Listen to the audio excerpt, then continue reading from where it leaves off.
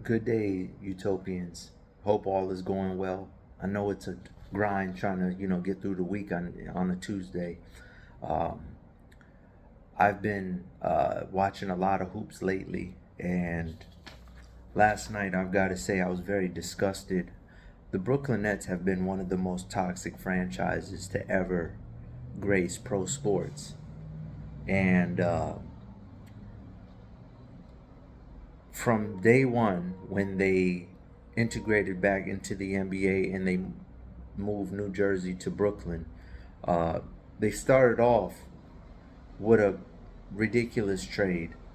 They already had Darren Williams, who was a generational talent at point guard, but then they went and basically picked up two former Boston Celtics marquee franchise players and overhauled their rosters and their assets, went over the luxury tax, and it was an epic fail. Jason Kidd was the coach at the time.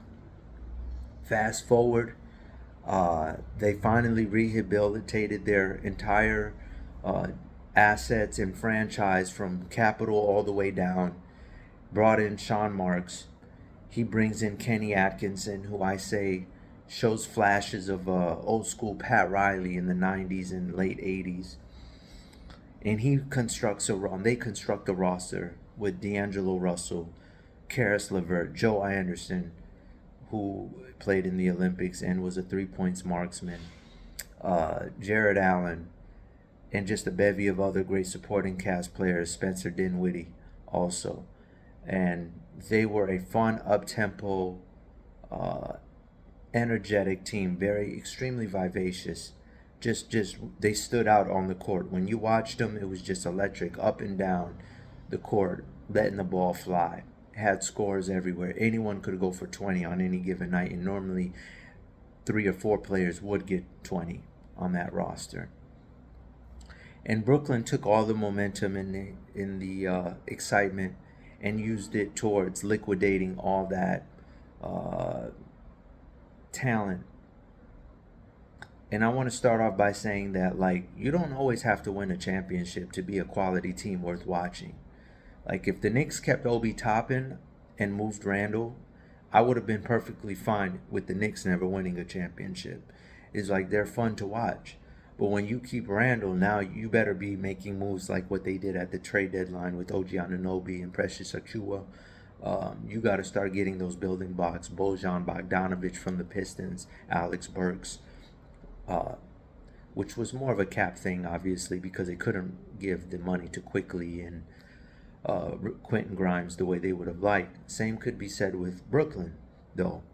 Brooklyn was at the fork in the road, and they decided, let's go for all the marbles and get KD and Kyrie in superstar hunt. And what that left them into was an epic monstrosity, as you all know. One of the biggest PR nightmares in the history of pro sports was with Kyrie Irving during the COVID pandemic crisis in the world. And they ended up having to self destruct piece by piece. At one point, had James Harden over there and Ben Simmons. And just they have been slowly just peeling away their franchise and now back on a rebuild. And when that happened, it forced them to get a bunch of complementary pieces. They do have hopes for Mikal Bridges to eventually be a franchise cornerstone piece, which is who they got in return in the Phoenix deal with KD, who I don't think, even sidebar note, the Suns are any closer to being contenders, to be honest with you. But in any event, you got a situation right now where uh,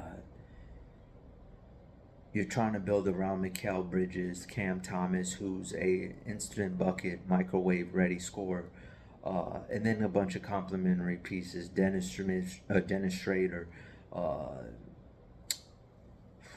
Ben Simmons, Nick Claxton, Shadon Sharp, not Shadon Sharp, Dayron Sharp, and then you have Dennis Smith Jr. And ladies and gentlemen, the bigger grand scheme of this topic in this video is about the professional American athlete and the cosmic shift that's happening. And if players are not careful, especially in the NBA. The dangers of why the game will change forever and never return for the American Basketball League. Uh, the NBA is going global, not just for obviously uh, the reasons I'm going to list and what happened yesterday with Kevin Ollie, the new interim head coach who replaced Jacques Vaughn, uh, who replaced another coach prior to him. But one of the reasons is obviously ratings, and the other reasons is the easier management of players. You got recently the face of one of the future faces of the league, Anthony Edwards of the Minnesota Timberwolves, whose team is got one of the best overall records in the NBA, saying players need compensation if they want the All-Star game to be spruced up. And I made a video or a post on Twitter X, Global GL, the number 8 BAL underscore sports on Twitter, where I talked about them paying $500K for the in-season tournament ignited a sense of entitlement that has been going on for quite some time. Dennis Smith, for those of you, I've been calling for Kevin. I was shocked and appalled earlier this year, seeing Kevin Ollie on the bench for the Brooklyn Nets. This man won a national title in 2016 for the UConn Huskies, and the way he was hired and how fast it all happened, it was a quick train wreck, honestly. And he managed to take dirt and find a diamond, and make a diamond of it. In 5 seasons with UConn, immediately eclipsed the win percentage, top 5 win percentage at 88 percentile wins. Something happened at UConn. In order for him to get the rest of his money, he had to go through arbitration, which even then means that you don't always get all your money because you have to split some with the lawyers. But Kevin Ollie is a former player in the NBA, played in that conference that he's coaching in.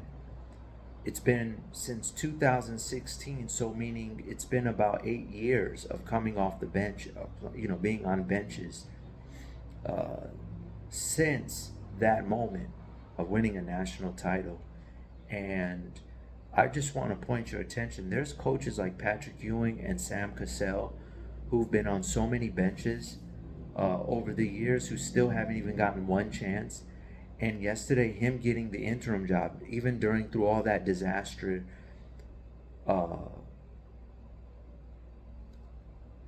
got himself a regular season win. Kevin Ollie is one of 5 black coaches to ever win a national championship. We are in Black History Month.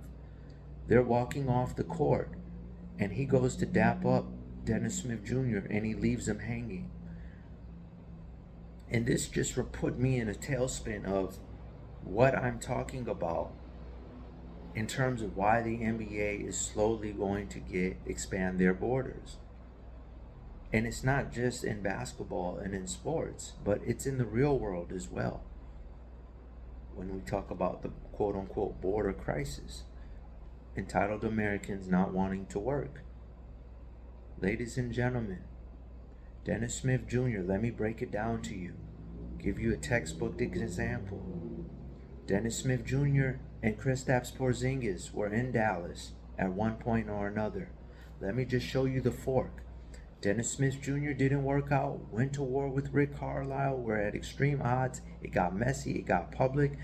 He was a free agent for a while, went to the Knicks, fizzled out, went to Charlotte. He's from Carolina, so they gave him a little hometown love since they were so irrelevant.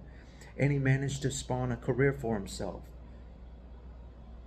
Goes to Brooklyn in free agency, which is interesting in and of itself that Charlotte didn't feel the need to re-up him. In first half of the year, he did carve out quite a reputation for being an all-ball defender. Now, let me tell you something. I can list about 4 or 5 playoff championship contending teams off the top of my head. Milwaukee, most notably, that could use an on-ball defending point guard. Denver needs a backup on-ball defender. Reggie Jackson was taken to the cleaners on Sunday. And there's plenty more I can go on a list for. The Lakers, a lot of teams, they don't want to deal with that guy. Meanwhile, Kristaps Porzingis, who didn't play well next to Luka, got traded to Washington, got put in the holding chamber, kept it G, didn't complain, didn't say nothing about Luka. And guess what? Now he's on the number one team in the league, win-loss percentage-wise in the NBA. Nice and comfy. Jalen Brunson didn't like playing with Luka, even though he did offer them, say, give me $54 million. But he chose to leave to the Knicks and be a first option. Is there some smoke that Luka might be a little toxic, just like Joel Embiid? Absolutely. But there's a certain level of decorum and professionalism you must have. You don't get to play tit for tat with Big Brother. And I'm not talking mentorship. I'm talking Big Brother being the association, the NFL, the NBA. That is a government. You have to recognize the commissioner is one step below that. And the Players Association president is like the president of the United States. He has pull, but he doesn't really have pull. He's more of the secretary of what's the powers that be choose to do. So when you got a guy like this, and they fork, and now you see where Kristaps is, and you see where Dennis Smith is. That was a moment where the body language should have been better. And this stuff needs to change. RG3 left the Redskins, at the time called the Redskins. Was he done wrong? Possibly. But Mike Shanahan is the diamond standard in the NFL. He's part of an elite group of head coaches that you don't play with. His son has been to the Super Bowl 3 times. You know how hard it is to even get there once? You have to choose your enemies wisely. And he is sitting here making book tours, and guess what? What was his next job? In Cleveland. What was his claim to fame after his career in Washington?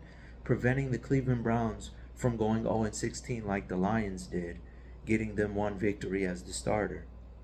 Didn't get many more opportunities after that. Went as a backup to Baltimore, where you know he wasn't going to see the light of day behind the two-time MVP winning Lamar Jackson. Another guy who can teach you a thing or two about professionalism. Now let's take Geno Smith, was with the New York Jets. Primarily defensive program. Rex Ryan, known to be a little bit of a radical. Geno had every right to feel like he got the short end of the stick, like many quarterbacks. There's enough proof of many quarterbacks. They haven't really had a respectable quarterback since Chad Pennington. Vinny Testaverde. One season with Brett Favre. But guess what? Geno kept it G. Recognized he had some things to work on. Went to the Seahawks. Whether Russell Wilson's days were numbered or not, that was a guaranteed starter at quarterback. There was no confusion going there when he arrived who was going to be the starter. Studied behind another elite diamond standard head coach in Pete Carroll, and guess what? Got himself back in the league.